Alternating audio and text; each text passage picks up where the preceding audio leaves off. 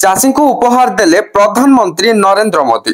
चाषी खाता को आसिला टंका हेले केउ कारणरू आसीची टंका एवं केते टंका आसीची ए नै जहाँ भी किछि अपडेट आसीची चलंतु आउ डेई न करी फटाफट से बाबद रे जानिबा। हेले ताहा पूर्वरु वीडियो को गोटे लाइक करंतु एवं चैनल को नुआ आस्तिले एवं चैनल को सब्सक्राइब करी बेल आइकन को प्रेस करी ऑल रे क्लिक कर रखिबा को जमार भी भूलंतु नै।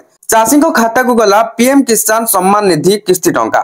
पीएम किसान टंका पठाइले प्रधानमंत्री नरेंद्र मोदी। पीएम किसान रो 19तम किस्ती टंका पठाइले प्रधानमंत्री। केंद्र सरकार अनेक प्रकार योजना चलाइछंती। या माध्यम रे गरीब एवं मध्यवित्त परिवार लोकों को सरकार को पक्षरु सहयोग करा जाउछि।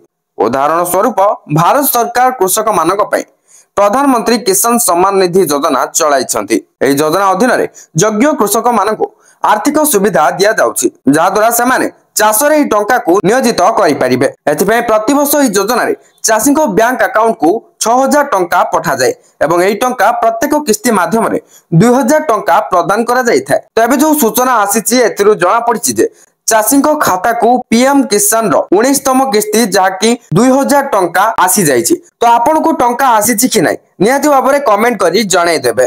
Thank you for watching.